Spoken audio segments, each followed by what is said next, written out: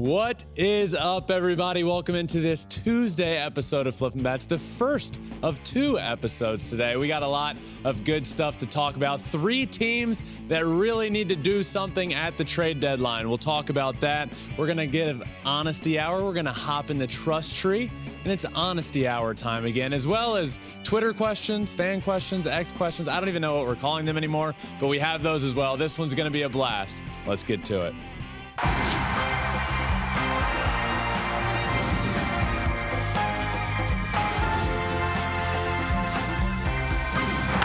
Fly ball onto the track, at the wall, it's gone! Home run! Turns on a ball, deep right field, and gone! What a game, what a moment. Happy trade deadline day, everybody. This is the first of 2 episodes today. We will be doing a live show that starts 15 minutes ahead of the exact time the trade deadline hits, which is 2:45 Pacific, 5:45 Eastern time. And yeah, this is the first of 2. We're recording this week, by the way, this Tuesday episode, Sunday night. So, full disclosure, if we missed anything on Monday, we have a full live trade deadline show. We're going to be talking every single thing you could possibly imagine on that show later in the day on Tuesday.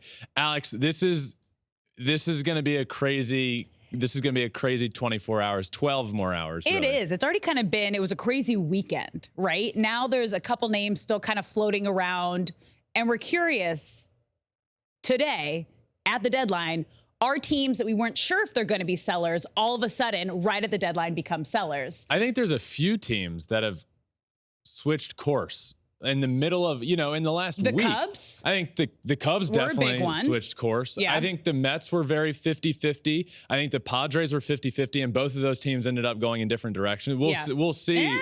We'll see. Well, Padres could switch. they could switch again. They could switch again. They could switch up pending into what the last happens minute. while they're in Colorado. But the Cubs are a great example, a team that, had they not gone on an 8-game winning streak, surely looked like they were going to sell. But guess what? They did. Now they're not sellers any longer. And Angels were kind of on that same path too. It was like after they swept the Yankees, that's when their mindset kind of changed, and they came out and they said, nope, we're taking Ohtani off the trade market, and yeah, we're going to be buyers now. Yeah, so it's it'll all, as it always does every single year. So the trade deadline is 6 o'clock Eastern. So our show starts right before that.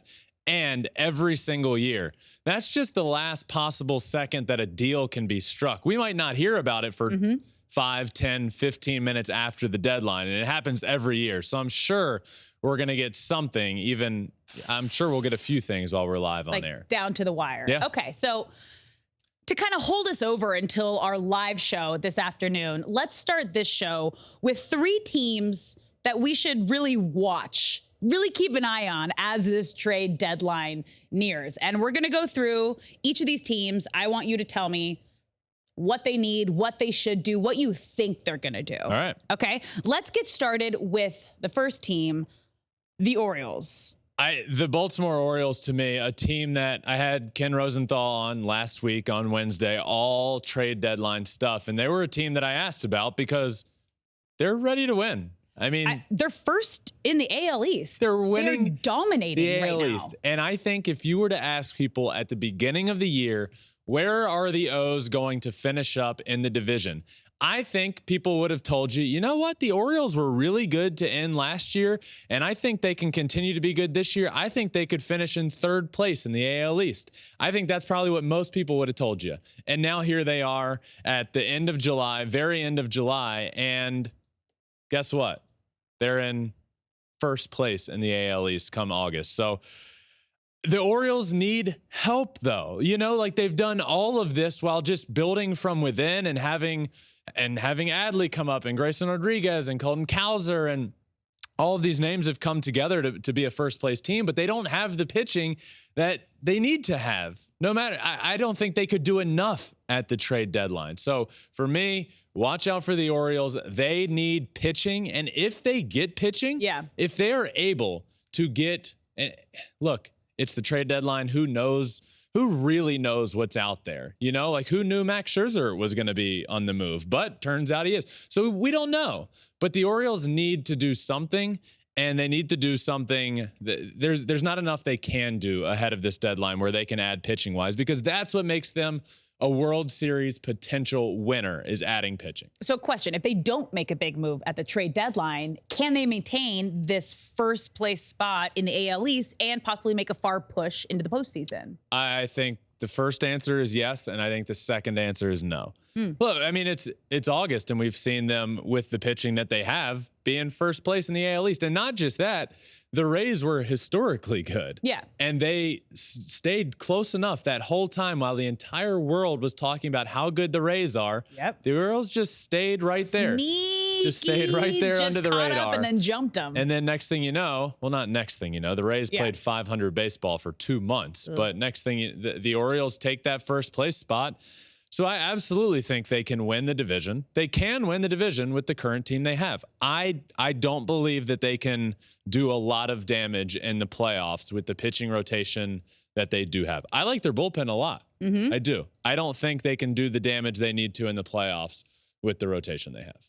All right, well, let's move from the top of the AL East to the bottom of the AL East and talk about the Yankees. They just got Aaron Judge back, but they are two completely different teams with Aaron Judge and without Aaron Judge. The Yankees with Aaron Judge are playing 600 baseball. Without him, they're under 500 baseball. So what do they need to do now? Well, you know who the Yankees are even with Aaron Judge.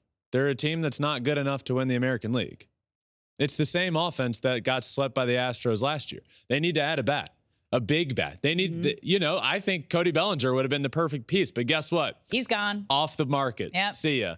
So what else is out there? Well, that's their job to figure that out and not my job. But I'll tell you what they need, and they need offense. I think Carlos Rodon turned a corner in his last start. I think I think it was a bit overblown his first couple of starts. We see it. He missed the entire year. I mean, look at the year Justin's having now after missing the first month. Like, give the guy some time to come back and be good and be great. I like Carlos Rodon a lot, and it looks like he's starting to round out into form a little bit. He was throwing hard the other night.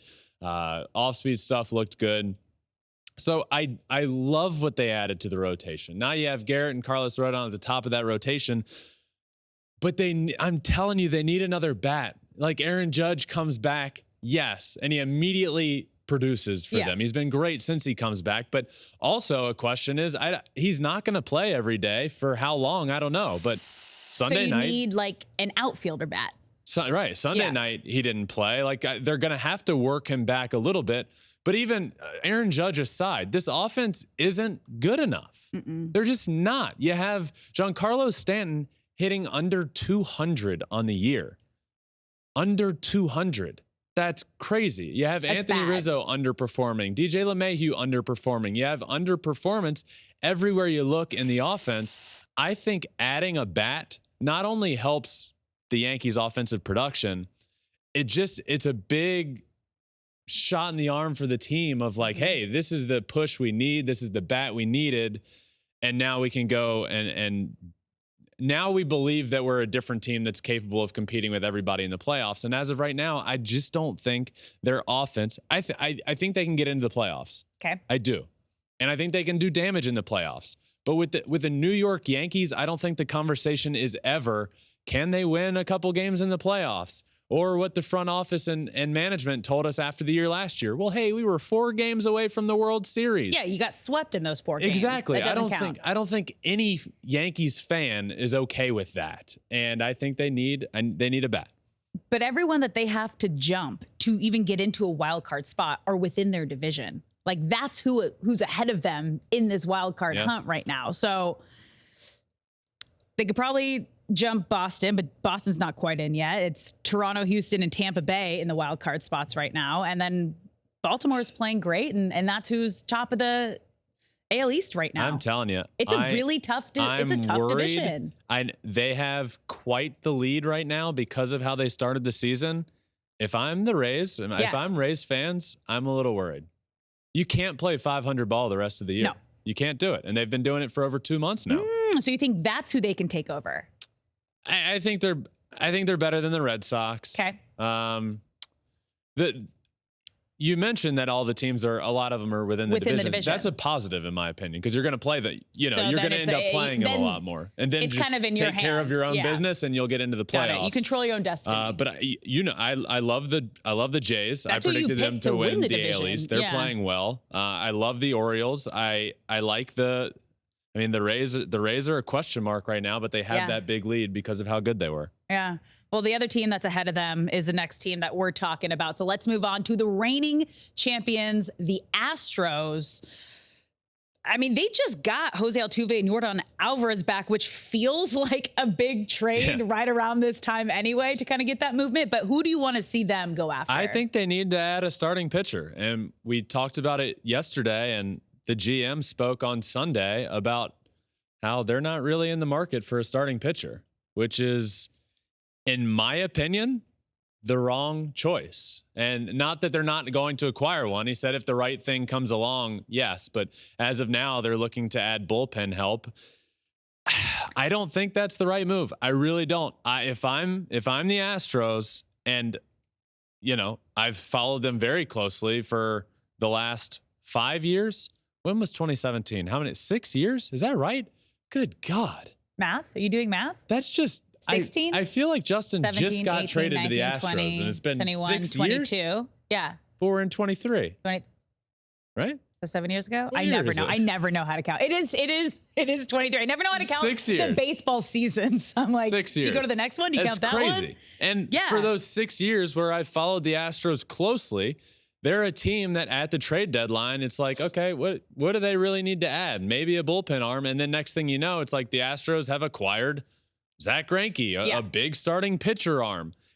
And this is the first year where the new GM is in charge of what they do. Ooh, I forgot it's the new GM. And he's out there saying, we're not really looking to add a starting pitcher. Maybe that's to kind of throw people off because your brother's name was in the mix. That was kind of the rumor that was floating around this weekend. Oh, you don't say. So, I mean, I even reached out to you. I was like, so is it happening? We'll see. We'll see. I mean, what Dana Brown said, GM, was that they don't want to jeopardize, like, they've obviously got this system going, right? And it's been producing year in and year out, and they don't want to jeopardize that by adding a pitcher now and getting rid of the future. But I just think they need a starter. Mm-hmm. Just one. Get a starting pitcher. So who? Well, Stroman's off if Bellinger's off the market, Stroman's off the market. Yep. And who's out there becomes the next great question. And Alex. A lot of them are going. Yeah. A lot of them have gone. That's Dana Brown's job to figure out. Figure out who's out there. I don't know. We're seeing pitchers go like hotcakes right now, though. And they didn't go after anyone. Jordan Montgomery, Lance Lynn, Lucas Giolito, Max Scherzer. These names are flying off the board. Next thing you know, the Cubs go on an 8-game win streak. That big name that the Astros were being talked about was Marcus Stroman. Well, now guess what? He gone. The Cubs have played themselves into a position to go for it. So now he's off the possibility. So I don't know who's out there. They got to figure that out. And that, to me, they're a big team to watch, because if the Astros can go get a 2 or 3 guy in the rotation, as in not 2 or 3 guys, as in a top 2 or 3 guy in the rotation that you can turn to in a playoff series to start games, I believe they're a World Series team again. As of right now, I think they need a starter. Yeah, I mean, they're 1 game behind Texas right now, but Texas has been so aggressive to go out and get what they needed. And they went out and they got big arms. Right. The glaring issue for the Rangers was pitching all around. And they've gone and added bullpen and added multiple starters. And, you're going to sit back if you're the Astros. And, I know you believe in your team, as you should, and they're a playoff team. But we're now looking at, let's say we get a potential Rangers-Astros matchup in the playoffs, which would be a dream. That tension that we saw in the last series. Benches clearing. That would be spicy. a great series. It was great. But we're sitting back now watching that Rangers team get better and better and better. And the Astros, yes, as you mentioned, getting Yordan and Altuve back, they're certainly better. Kind of felt like they got a big boost around the time that other teams are getting a boost. I feel like they need an arm. So watch to see what they do. That's why they're one of these teams. Keep an eye out. All right, it's time to get in the trust tree. It's honesty hour. What are we talking about today? I'm excited about this one. Okay. This is a good one. This is a positive one. and this is a great thing for the game of baseball. Let's hop on in, Alex, and talk about Major League Baseball attendance. You heard it right. Major League Baseball is having a moment right now, an absolute moment. Yes, they are. And everybody over the last 5-10 years that says, oh, baseball, it's declining, it's downhill, look at the demographic. Well, you can kick rocks, my friends, because baseball is seeing almost a 10% increase in attendance this year, which is absolutely remarkable. And that would be the biggest increase in attendance since 1998, when the old Mark McGwire, Sammy Sosa home run chase was going on with them roided out of their absolute minds. Yeah. And now we're getting it for other reasons. But again, the biggest jump in well over 20 years now. And it's just, I've thought a lot about why. Okay. Because I think that's the obvious question here is, well, why are we seeing this gigantic increase in attendance? One, I think there's a lot of smaller market teams that are having a lot of success this year. Yep. And I think that works out well for attendance because, well, guess what? Those teams' fans are going to flock to the stadium. Reds, Orioles, Diamondbacks, they want to see their team do well. And then you have the bigger markets that are always going to draw, right? The New York Yankees, they're always going to draw well. And you have the Dodgers, they're always going to draw well. And Angels those are and Ohtani also always draw. Well, they're way more up this year than usual, which leads to point number 2. I think people are now realizing that we are seeing the greatest baseball player to ever play. Yeah. And I think they're going out to watch him. And there's no better example than in Toronto this past weekend when the Angels went to play there. And I was doing a radio show in Toronto the other day, and they were talking about it and asking me about Shohei and said, you know, to get into a game, tickets are around baseball. It's pretty cheap. If you want to go and sit in the upper deck, you can get a ticket for pretty cheap. They said the cheapest get-in-the-door price for the first game of that series to see Shohei Ohtani was $200 in the nosebleeds. That was is sold amazing. and they were cheering. He hit his home. They were cheering him on. That's what people are doing. You go to root for your team, and you're wanting to see Shohei Ohtani. And I really do think that's a big reason for the increase in attendance. Number 3 being the biggest, in my opinion, the new rules. Yep. Rob Manfred deserves a ton of credit. You know, it's the popular thing. It's the cool thing to do to talk about Rob Manfred and the things that he's done that everybody disagrees with. Him and Major League Baseball deserve a ton of credit for what they did with these rule changes and for what it has done to the game of baseball, to attendance, to the experience once you're in stands. Because it's not just quicker games, it's more action-packed games in shorter amount of time. You have to be paying attention to every single moment now when you're at a game because it goes, just the pace of the game goes so much faster now with the pitch clock that if you look away for a moment, you might miss a hit, you might miss a pitch, you might miss a play that's happening. And you can tell that people are more engaged. When we went to the Dodger game a couple months ago, everybody is engaged and watching and seeing what's happening next. I also think another rule this year that really helped was now that teams play every single team. So now if you're a fan of another team that you don't normally get to see, they come to your city, you're going to get to see your favorite team. Yep. That's going to bring attendance up too, because if you're in a city and you never get to see your favorite team come to town, you're not going to go to the stadium. But now when your favorite team's coming to town at least once a year, you're going to go to the game. Yep. Absolutely. Another great reason. I think there's a ton of good reasons, and I do think there is a ton of credit deserved to Rob Manfred and Major League Baseball for these rule changes. Over the weekend, Saturday's average crowd around the league was 38,858, which is MLB's biggest Saturday in 10 years. Wow. In a decade. Compared to this time last year, there's already over 4 million more fans that have gone to games. You know what else we have, though? We have young, exciting players showing emotion, showing excitement, having fun with the game. Because 10 years ago, We weren't having that. You'd get in trouble for a bat flip. You get in trouble for showing excitement and flair. Now it's accepted. Now it's celebrated. And now we not only have, as you mentioned, Shohei Ohtani, the greatest player we've had in our generation, but now we're having these younger rookie phenoms that are having fun and bringing that energy into the game as well. So while we're still in the trust tree, I'm going to bring out a few numbers, because when we went up to the All-Star game, I spoke to one of the MLB officials, and he talked about the show, Flippin' Bats, and asked if he could send over a bunch of attendance numbers this year, because they're very proud of them. Yeah. And he did. Okay. And I narrowed them down to the most impressive, in my opinion. And let's hear it.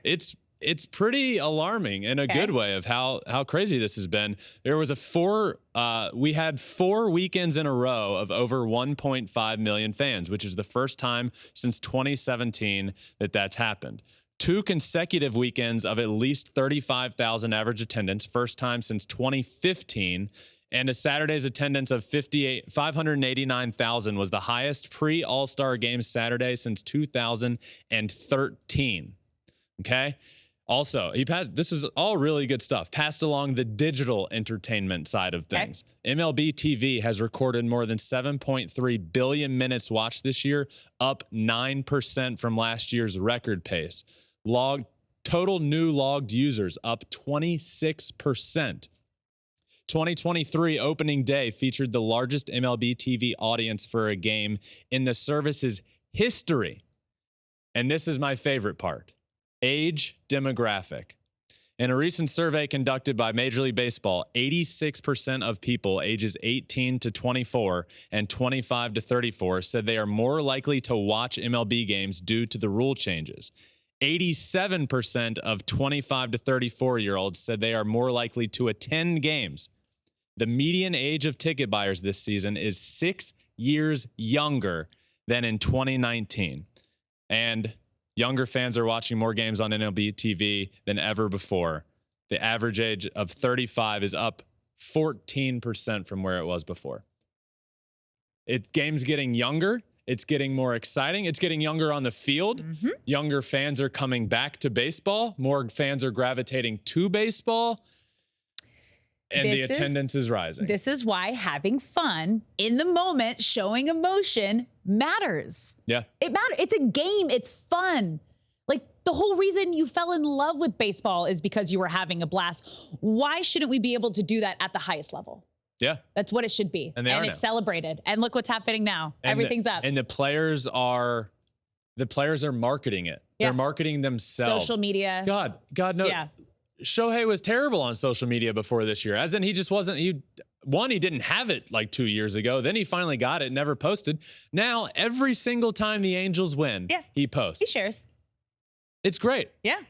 And I'd love to see a little more like personality behind the scenes, but that's going to take him a little more time. Shohei is on a minimal scale of this conversation, because I'm more so talking about the Julio Rodriguez's of the world, the Aaron Judges, the Adley Rutschmans that are all fantastic, sharing things on social media and the excitement of the game.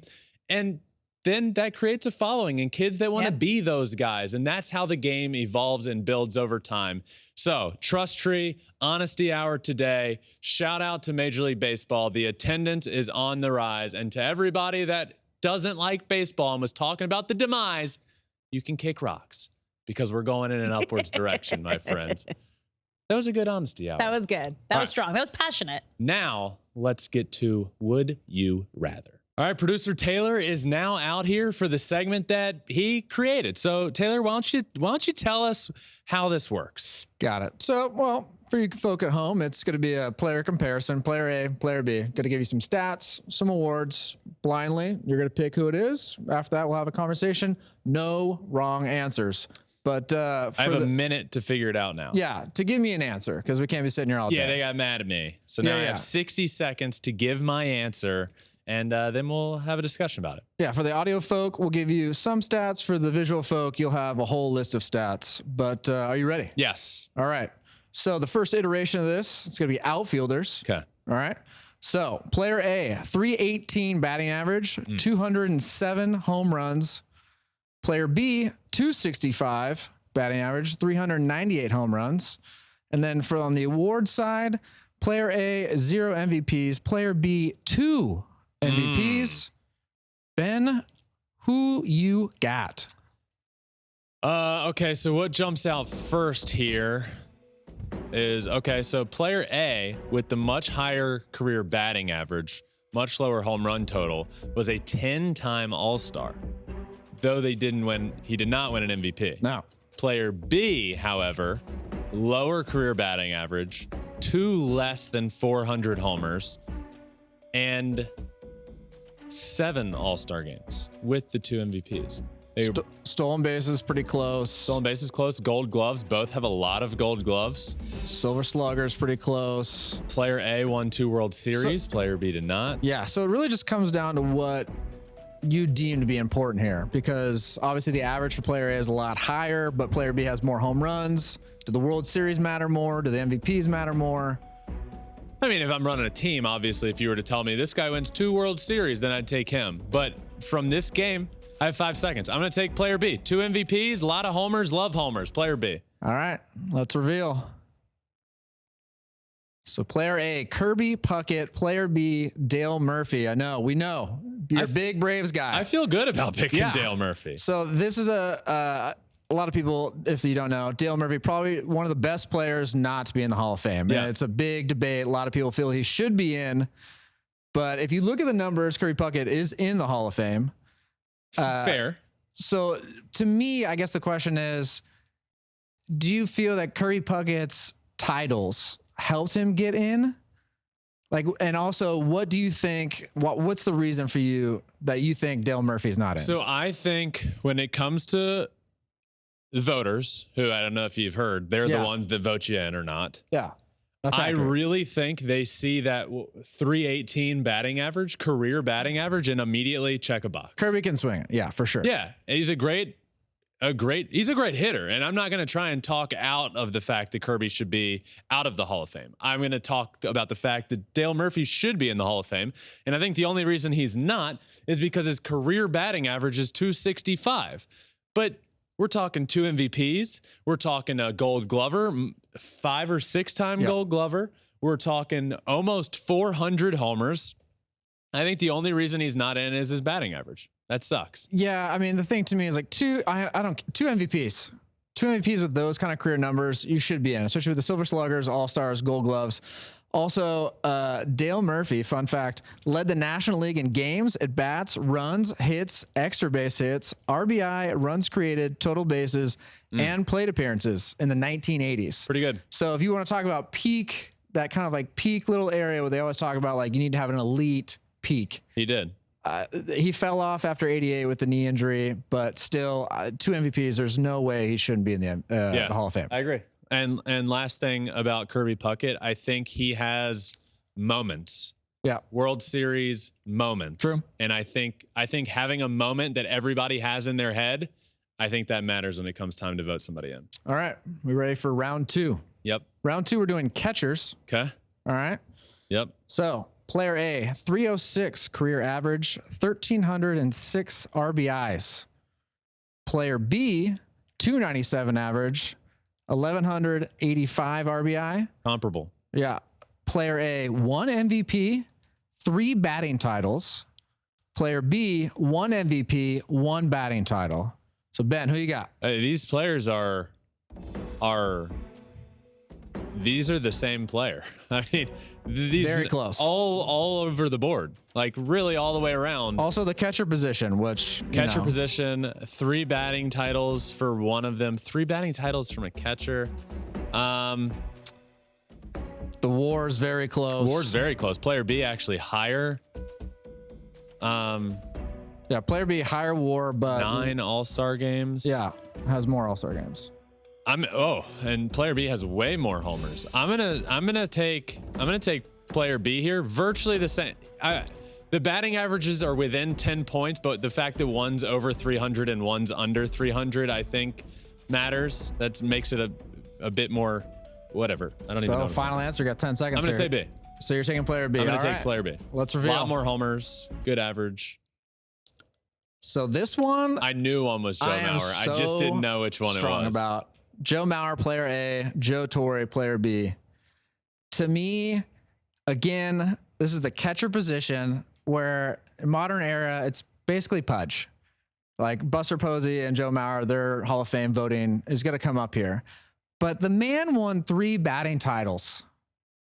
There's not a world we live in that Joe Mauer should not be in the Hall of Fame and an MVP. It's ridiculous.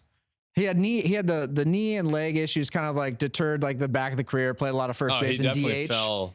He had like but still injuries. MVP, 3 batting titles from the catcher position. When his time to come to get voted in, if he's not voted in, I'm going to be visibly upset. How long has he been done?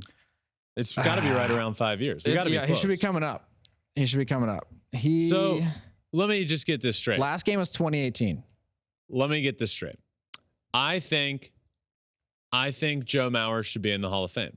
And you're extremely passionate about this just at the idea and the simple thought that just maybe Joe Mauer might not get in because he hasn't even been on the ballot yet. Yes, but like the talk of it is that he didn't play at the catcher position long enough. He did go to first base. His career like wasn't long enough. And like didn't not enough home runs, not like, all those things. But like, again, the catcher position, like still he won more gold gloves. And like, it's going to be a controversial thing when it comes up for Yachty and Buster. Yachty didn't have as many offensive numbers and Buster was very short.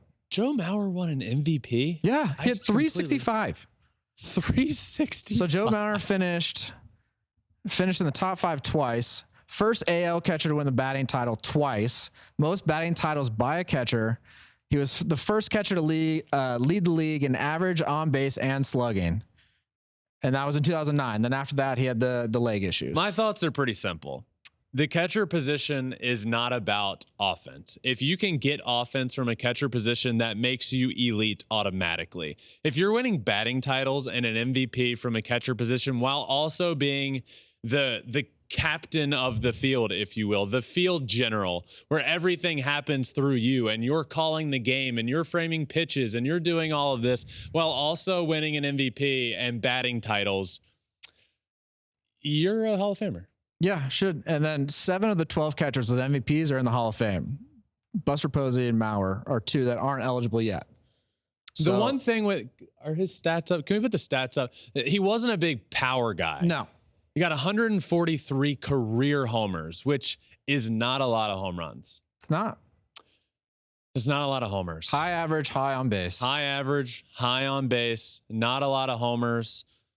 Career OPS of 827, which is higher than Joe Torre. Yep. More RBI. More RBI with less hits. His MVP season, he did hit 28 homers. He's a tough one. He's a tough one. I get 3 batting titles. No. His Pete. I get it. But that gets into the conversation of, this is a totally different guy. But Tim Lincecum, is he a Hall of Famer? High peak, one of the best peaks of all time. Cy Youngs. 2 or 1 Cy Youngs? Multiple. 2. Yeah. I mean, he also like won like I think 114 games. This is just my point. His playing career wasn't very long. Do we know how long? Do we know how many years he played? Joe? Off the top of your head. Joe Yeah, Mauer? He played 15, but that counts. His first year, he only played 35 games. And then that 2011 year, he played 80 games. So like 14, he's 13, about like 14. 13 seasons. That's a long time. Yeah. He's a Hall of Famer. Okay. I'm glad we agree. He's a Hall of Famer. Good. I got there. I got there. All right. So last iteration, going back to the outfield. Okay, outfield. All right, you ready? Put my outfield cap on. Player A, 298 batting average. Good. 2,452 hits, 58 stolen bases. Player B, 277 average, 2,452 hits, 195 bags. Okay. And then on the flip side, the only difference here that stands out, player A has an MVP, player B does not. But I will also point out that player B, 9 gold gloves, player A, 0. 9 gold gloves for player B. Yeah. 9. Again, WAR very close. Player B has the higher WAR. All right. Also, an interesting fact here: they both have the exact same number of career hits. That's kind of why I picked it. I was like, I don't think there's going to be very many of these. But player A has an MVP. Can we show the stats again, please? Fun thing about the There they are. stats too. 298 career average. Home runs, very close. Home runs close. Player RBIs, A. very close. Player A, more homers, about 20 points higher batting average, more RBIs, far less stolen bases. Player B with 9 gold gloves. Is player B Andrew Jones? No, that's the second time you've guessed Andrew Jones. It is not Andrew Jones. He's going to show up one of these But days. player B does have 140 more stolen bases. It's a lot of bags. I'm going to take player A here. 20 points higher batting average, same amount of hits, more homers, more RBIs, and an MVP?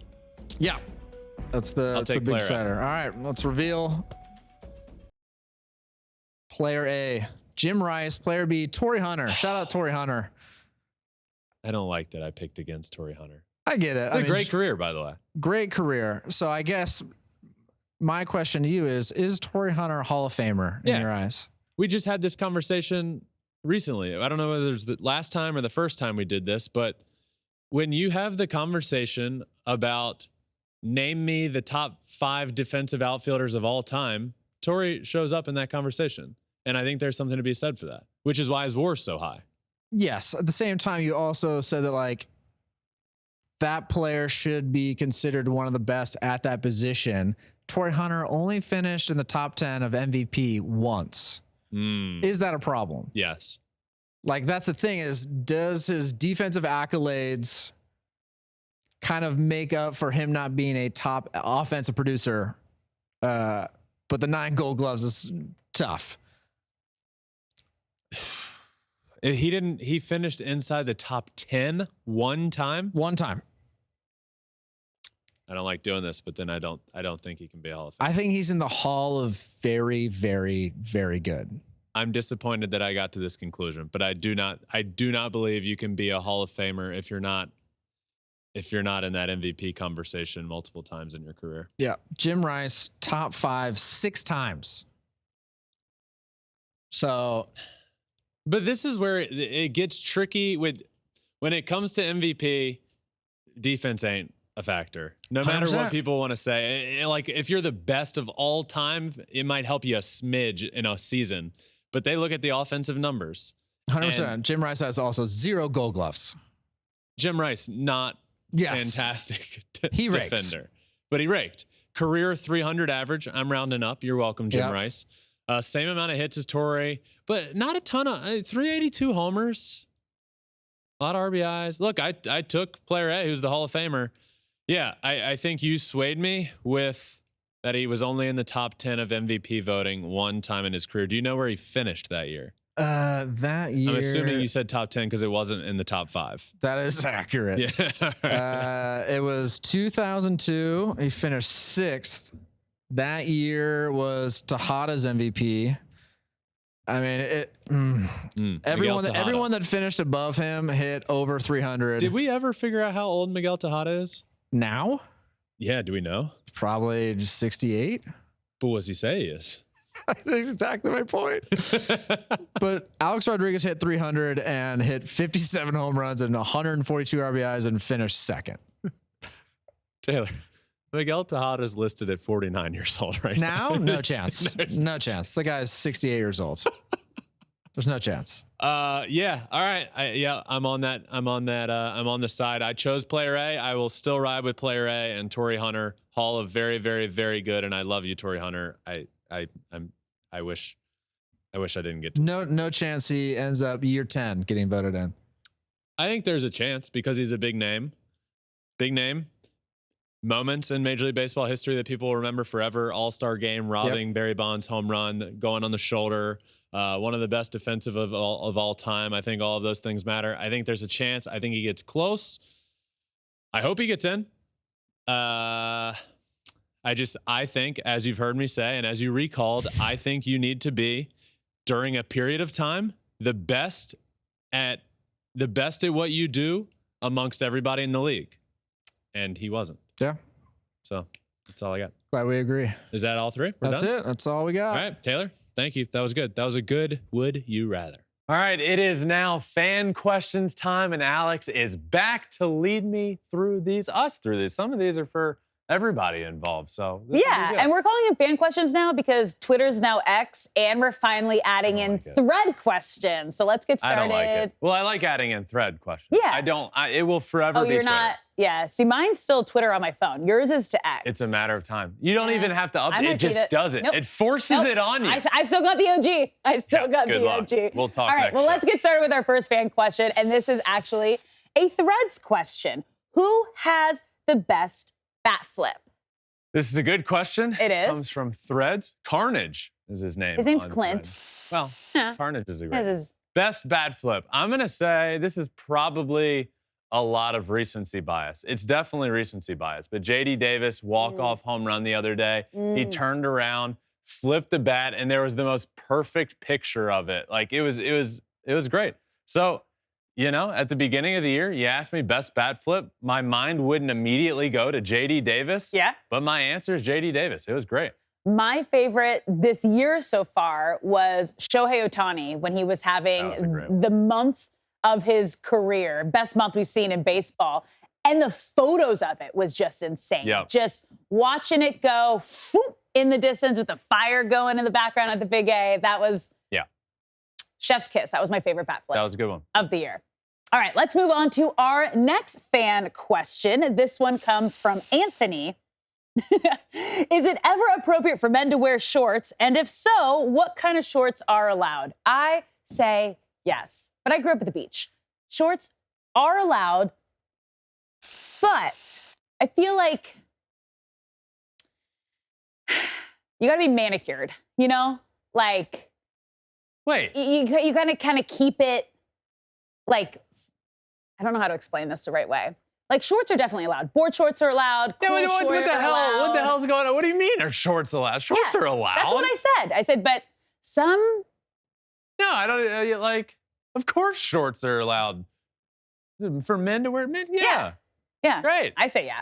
I mean, yeah, I guess you could get down to like what kind of shorts look good and all that stuff. But Yeah. of course, they're allowed.